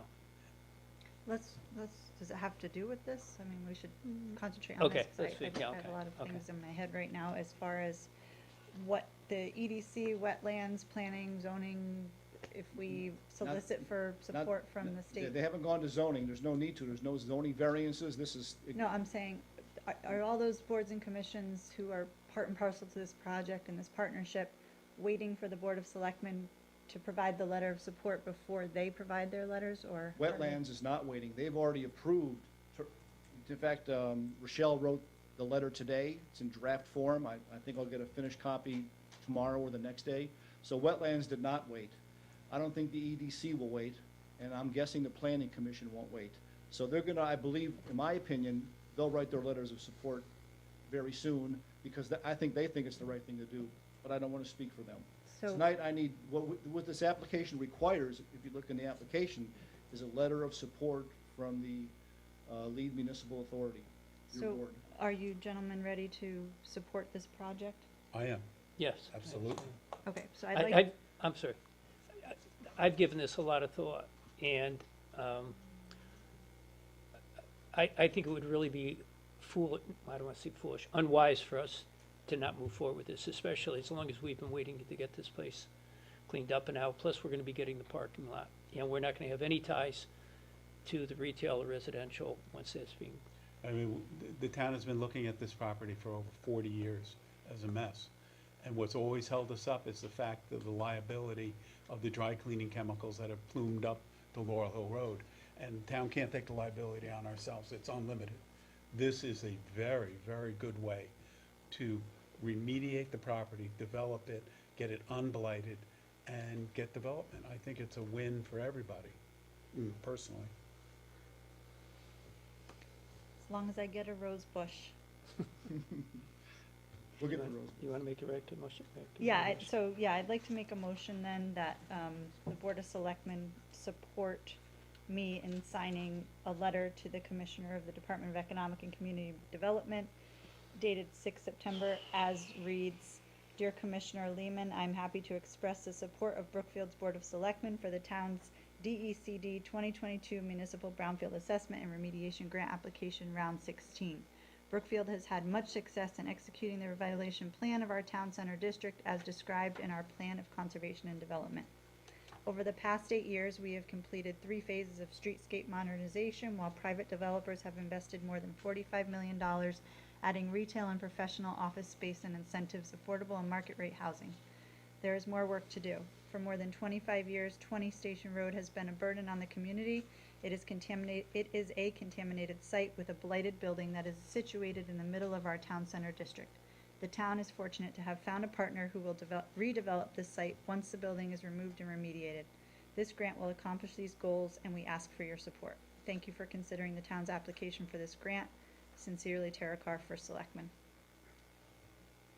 Can I get a second? I'll second that. Any discussion? None. All in favor? Aye. Aye. Thank you.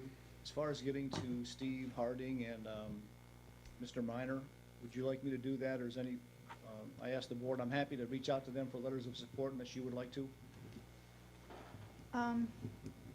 Let's get this in the process first, and Okay. we can talk about it Okay, later. thank you very much. Are you sticking around or are you heading out? Harry, I'm here for you. Okay, good. Because I do have a question, but, All right. thank you. Thank you, Greg. Okay, thank you very much. For our monthly agenda items, under announcements, we have our coffee with the community on the 24th of September from 9 to 10 at Jester's this month. And we'd love for you to stop by with any questions or concerns. I have a couple additional announcements. Primarily on the 14th of September at 7 p.m. in the auditorium of Brookfield High School.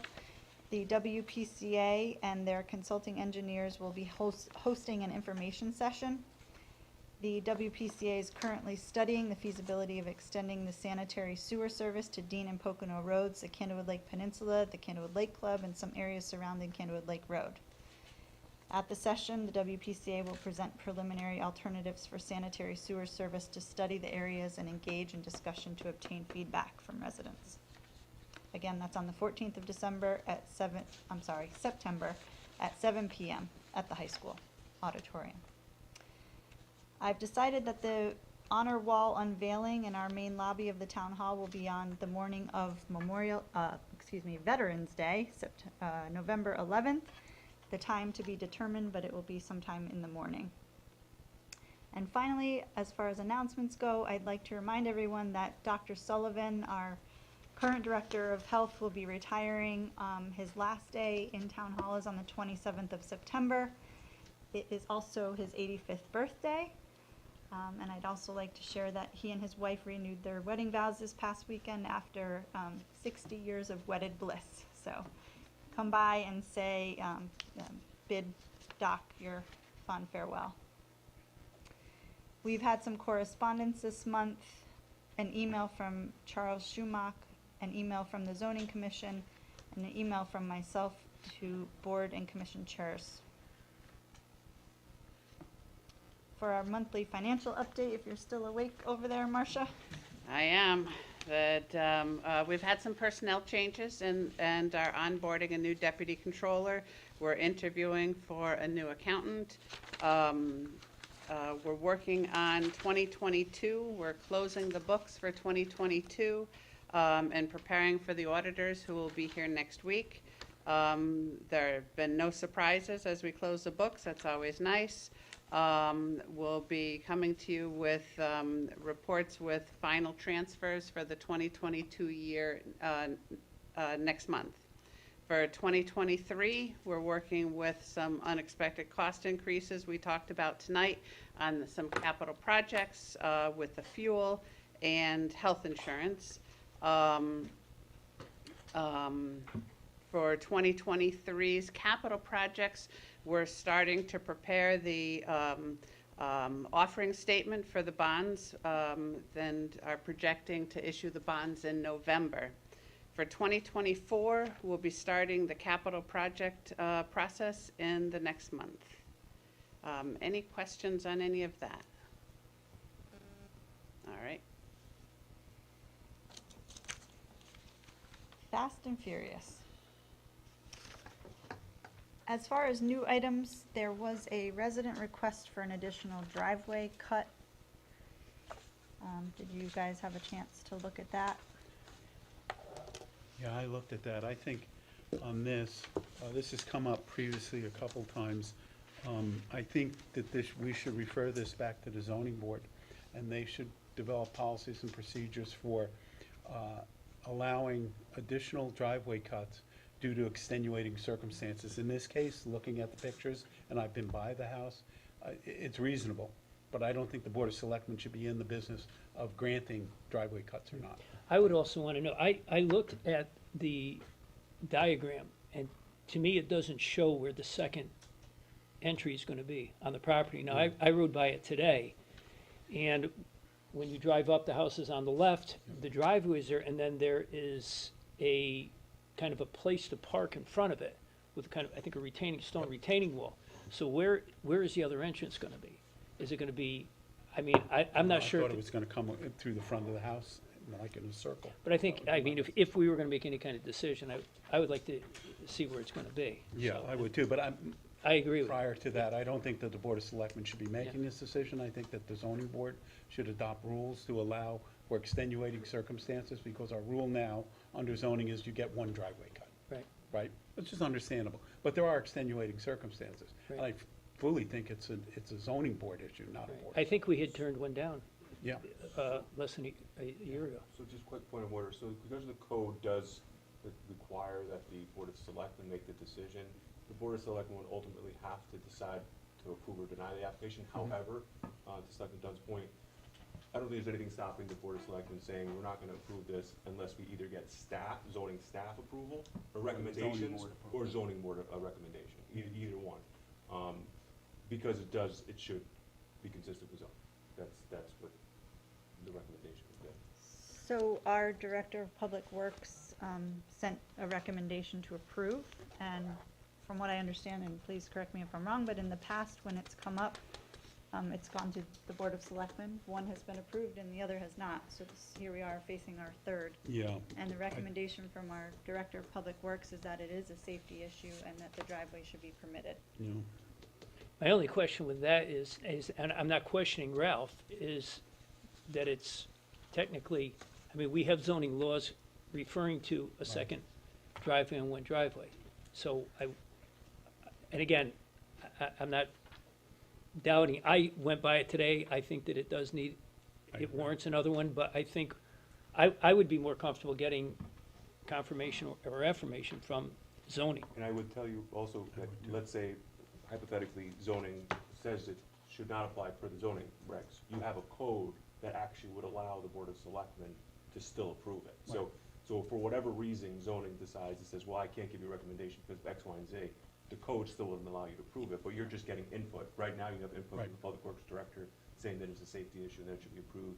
There's nothing stopping the board from asking additional recommendations from either additional staff or additional boards, and then having it come back and ultimately deciding what you want to do.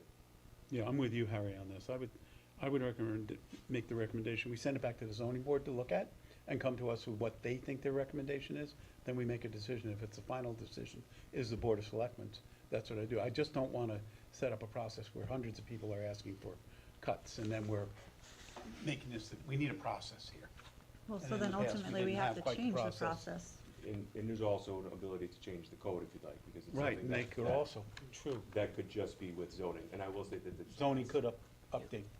But, so how long will this whole thing take to change, to go back to zoning, change the code, go back to the resident? I mean, and in the interim, what if something catastrophic happens? I think in this case, we can go back to zoning very quickly. They can look at their next zoning meeting and make a recommendation to us, and then take up the idea of putting in more formal rules and regulations.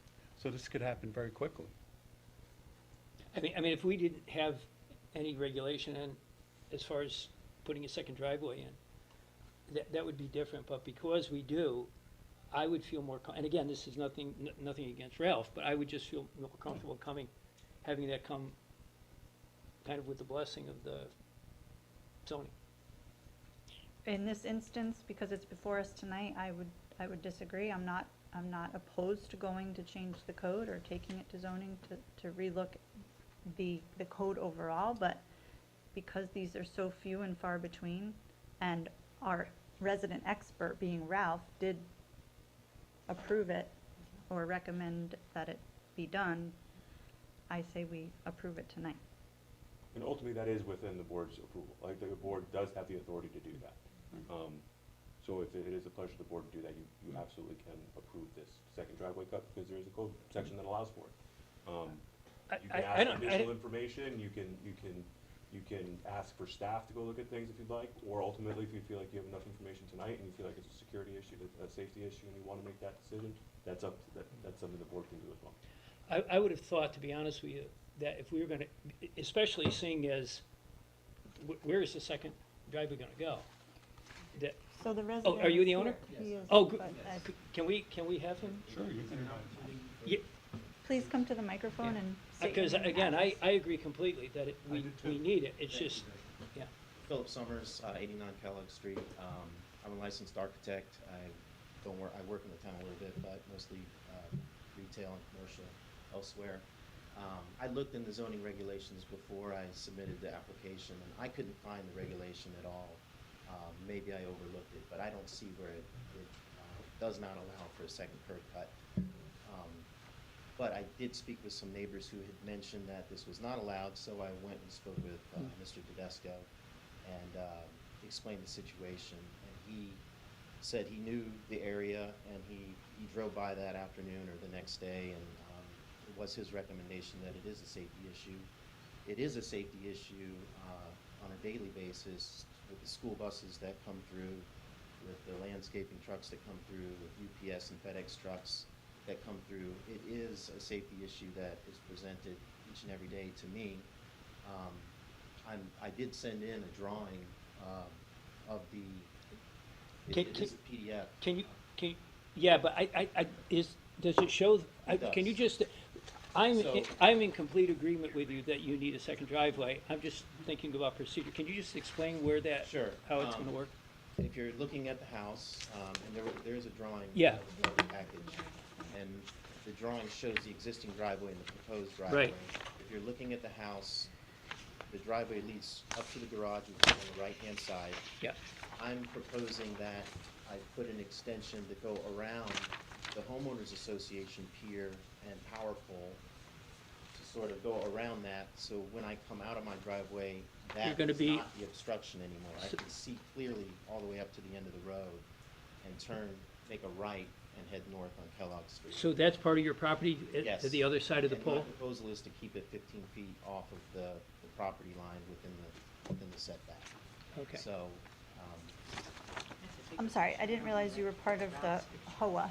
I am. So I'm- who plows your roads? So this is, I'm Yeah. one of the exceptions in the association, because Kellogg Street is maintained by the town up until a couple houses beyond me. So out of the 80 residents of our homeowners association, I'm one of the few houses that has to come before you and ask permission to do this, so.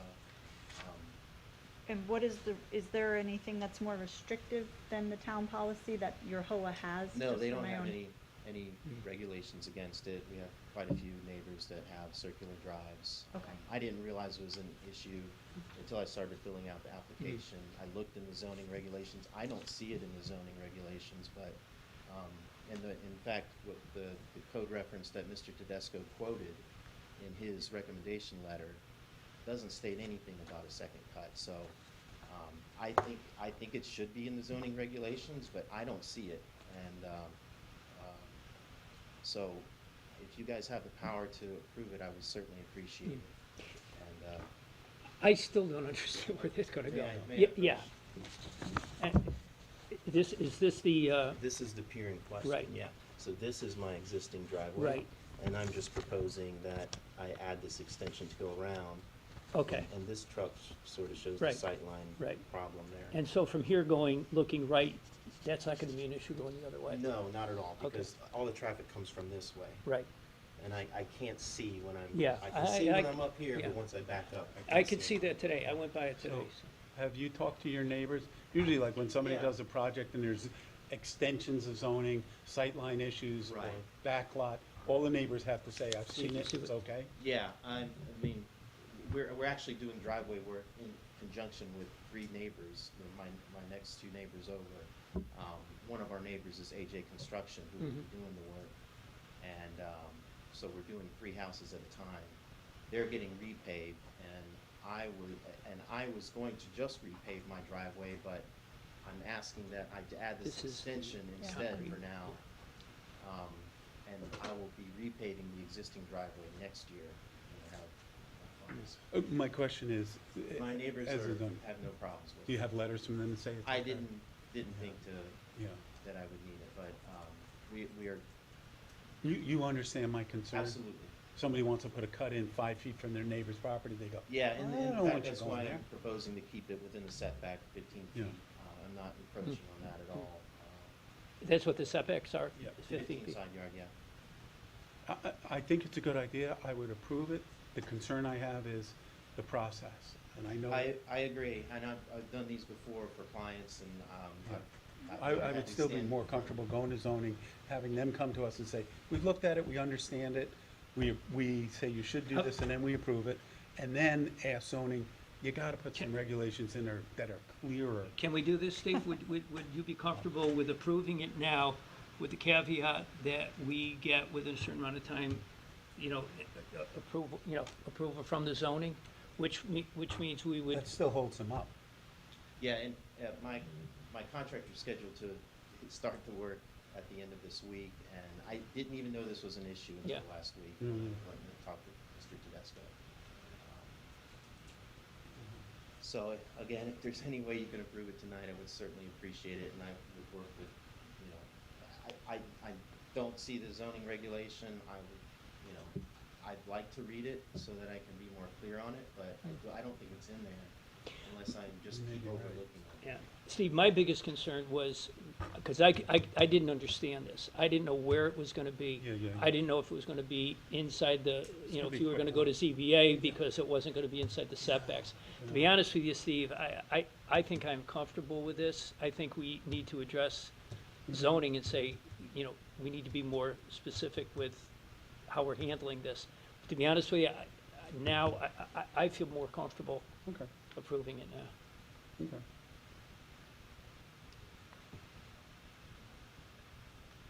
We have a zoning board member here. So in my mind, if we kick it back to zoning at this juncture, they're just gonna do the exact same thing we just did, which is, where's it going? Does it meet all the requirements? Does it adhere to the setbacks? What else is there to look at?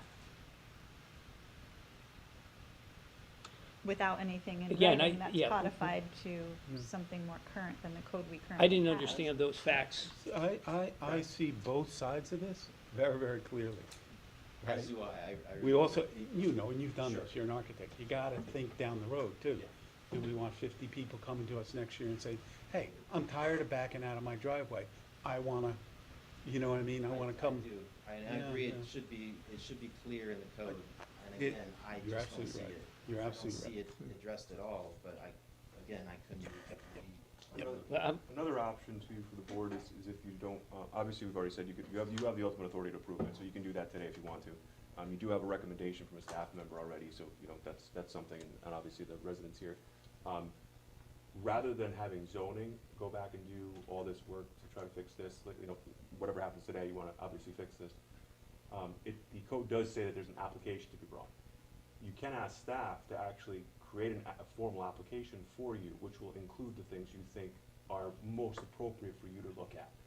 That could include something from zoning, and they can kind of consult with zoning for that application. So then you're really not having to waste the time to revise the code. You're not wasting the time to have to push people back to zoning for approvals. You're actually just having a formal application when the person comes in, which will include what you think is important to look at. That would still cost Philip a lot of, it's gonna take them a while to do that. I'm looking at this and I think I've Oh, I'm changed sorry, my mind. I didn't mean agree for with now. you. I didn't mean for this case, I meant for the future. I agree. I apologize. For future, Yeah, I for apologize. future reference. Yes, not now. I think that's a very good idea. Having looked at this, I've seen that post is dangerous. Yeah. For backing out, yeah. And if it were anywhere, if I weren't on this small section of Kellogg Street that ends in Yeah, my I know neighborhood exactly. association, I wouldn't be here at all, and it would be a moot point. Okay. And Mr. Tedesco said, when I went in there, he said, oh, there's no problem here in the HOA. Yeah. And I said, but this house in the Yeah.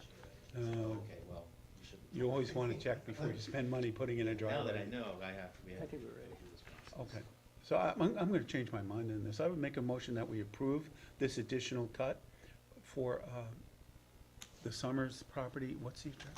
89 Kellogg. And that, and second, but I will make a motion that we do. I'll second it. Any other questions? None from me. All in favor? Aye. Aye. Thank you very I much. had a feeling you were, I had a feeling I figured someone would be here. So, thank you. Mr. Tedesco recommended. Thank you for address coming, the because questions, so that was my only question, was where, Thank you very much. I Well, really thank you for appreciate being patient Yeah, through thanks for everything working through. previous. I would also, separate to this, is we should probably, to Dennis's point, get land use to put together an application process. So there's a little more structure to this, so people can't accuse us in the future, well, you were friends with so-and-so, went to a party at their house, and you gave them a cut, and you didn't give me a cut. It'll prevent future problems. yep. I would say we should do that as a board. I think that's a very good idea. When did you move Dennis. to Brookfield, sir? About the past 3 years ago. Into this house? Yes. And it's been a problem with you getting in and out since you've lived there? Yes, Yeah. yes, but we're just, if you, nobody knows the house, but it was falling down, on it, so. Okay. Those are the things, you buy a house, you don't think about it, Yeah, right? and so that was this is one of the final things that we're. Well, welcome to Brookfield. Nice to meet you.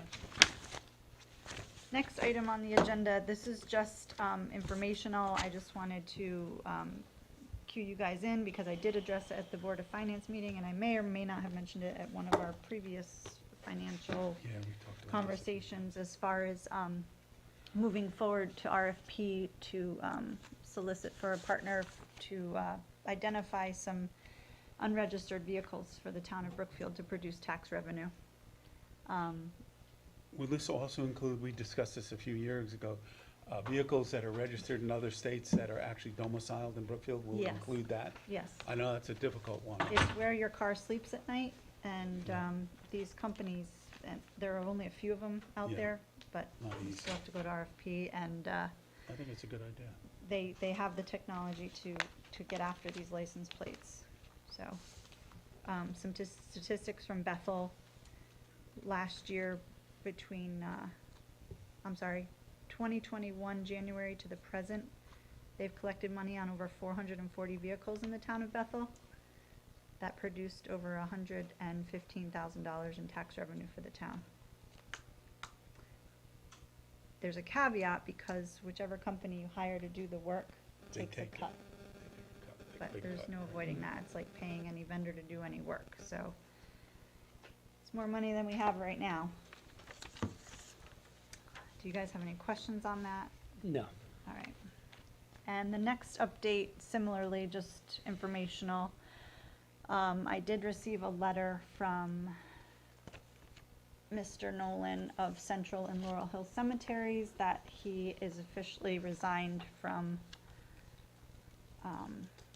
being a trustee on the association for those two active cemeteries.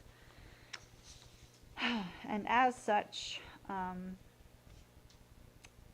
I've solicited for Dennis's help to try to determine our way forward.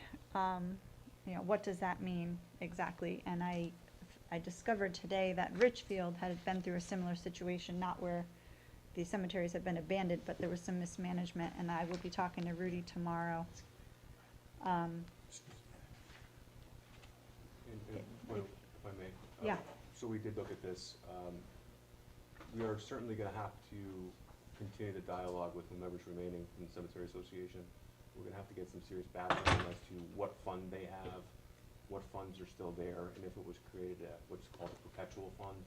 My guess is that it is, because per statute, if it's considered, if the Cemetery Association created a perpetual fund and they do not abide by the statutory requirements, that's when the town will come in and can actually take over the operation of the fund.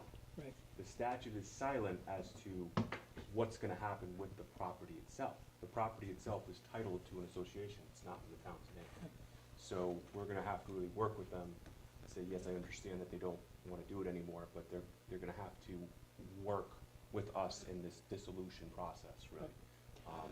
So it's gonna, hopefully they'll cooperate, sounds like they will. We can get some background information, and then if in fact the town's gonna get involved, if it has the authority to get involved, which is what we're still trying to figure out, which we believe we do, there's gonna have to be an appointments of some people to oversee the cemetery. I've done some legwork on this, and Jeff was the last member of the association. So if he has truly resigned, officially resigned, there is no more association. There's no one left. There is money, there is paperwork, there are plots, which I believe are in his possession, so we would need to get that information. I've spoken with Cornell Funeral Home, which also owns the Brookfield Funeral Home, and she has given me some information, and so what I'm doing is there is a family who has been supplying the labor and machinery to dig the cemetery, to dig the areas. And right now, there's a real lack of communication as to where everything is and getting availability to it. So tomorrow, I will be calling Jeff to talk about getting the information that he has, which would be the plot plans, which are, to my knowledge, really in a disarray as far as, this is a very, very complicated situation. But I'm going to be contacting him to get try to get as much as information as I can. And additional contracts, I don't know if people have. Exactly. Purchase contracts, things like that. Exactly. So it just, at this point, it's something that's just recently fell in everyone's lap. We started to look at it, and I think we're definitely gonna need to. Right. sit down I'll and have more. a few meetings quickly. Yeah, to I'll try to get some history here. I'll have some more information at the end of the day. And then, Marty Landgrave is part of this, he's the probate judge, and so I know Marty well, so I can call him, get some direction from him or whatever, so. But we are beginning to try to get to where we have some sort of path to move forward. It's a very, very involved and complicated situation because there's been very little paperwork over the last, to my knowledge, over the last couple of years, and very little communication. So that's where we are right now. And I'll relay all this to Tara, the information that she can. Yeah, to me, please. Yeah. And if there's people who want to sit down and actually have face-to-face meetings, please Right. let me know, because that might be the Yeah. best path rather than the continued email chains. Very good. Yeah, I think beyond the funding, there are other records keeping, any contracts, the mapping. There's other information that we should probably look at acquiring, like the Sexton reporting, to determine how and if that's even being done It's for these not. properties. Yeah, it's not. Well, the town clerk should have record of that. I saw the records today. Okay. Oh. Yeah. There's very little activity over the last couple of years. Yeah, and the other issues, to your point here, is when you're talking about the fact that there is no association, there's no one there, if the title work has not been contemplated, they're gonna have to reverse that, whether they like it or not. Right. Someone's gonna have to have the authority to be able to convey title. We're gonna have to start doing some back checking on title. I'll have to work with the clerk, and we already started working with the assessors on that as Right. well. Tara and I did. Right. And there's a lot more to it than just mowing tall grass. Right. Because it's an active cemetery, there's still people who own these plots that will be Yeah, in it's- turn there when they pass, so, It's I didn't very think I'd be in involved. the business of, It's very involved. grave digging, to be honest, but. Sorry, I had to leave, but do we understand what the legal responsibility of the town is Yeah. with regard to these? I'm Yeah, I sorry. kinda went over that when you were out. We talked about that. Okay, so, we can talk about it at a different time. Okay, that's great. All right, so moving on, did anybody else have anything to say on the cemeteries? No. Just wanted to bring you up to snuff. The agenda has no updates listed, but I'd like to make a motion to add fuel cost estimates as an update to our 8 August meeting at the Special Board of Selectmen, where we did the dashboard review and we talked about the rising costs in healthcare and fuel. Can I get a second to add that I to will the second agenda? that.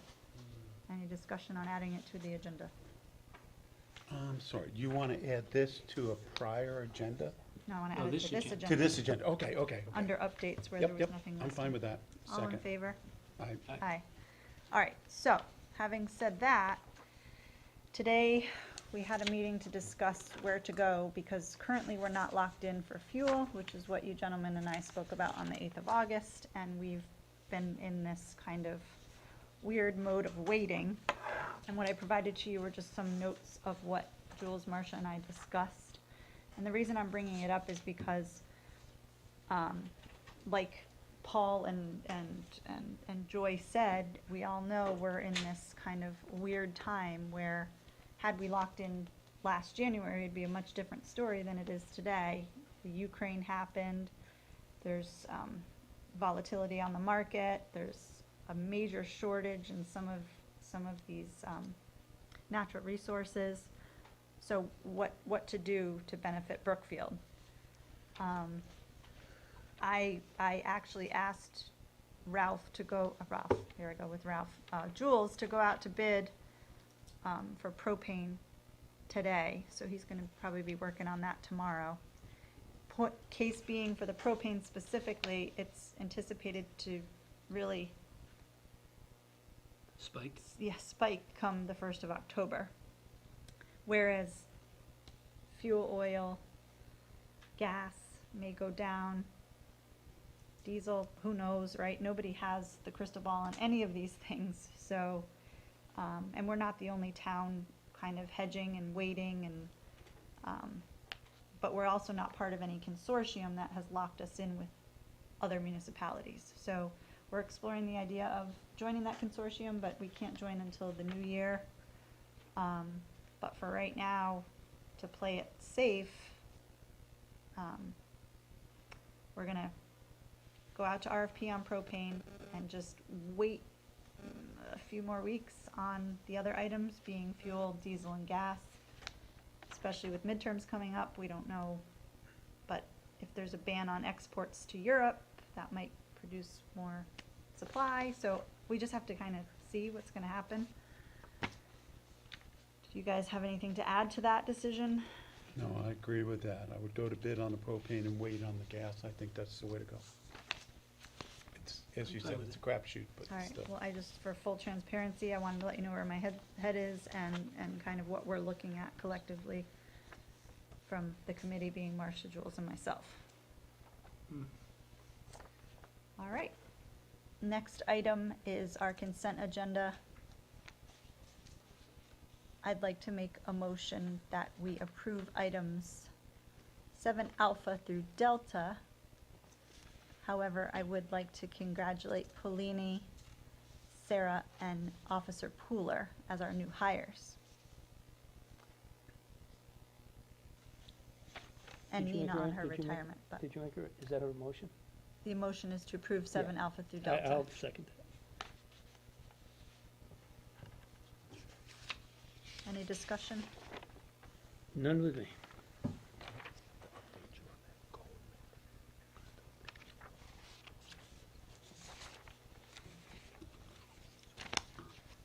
Does that gentleman have to get a driveway bond? I'm sorry. The guy from Kellogg Street, does he now have to go out for a driveway bond? Oh, sure, yeah. I hope he knows that. I'm sure he does. He must. I'm sure Ralph told me. Yeah. I see Usually 12 it's- Kellogg, but not. Usually it's the company doing the work that goes out for the bond. Okay, Yeah, he wouldn't do it. all right. He wouldn't be And he has A&J. do it. submitting for They a know. bond until it gets all this approved. Yeah. All right. You seconded that, Steve?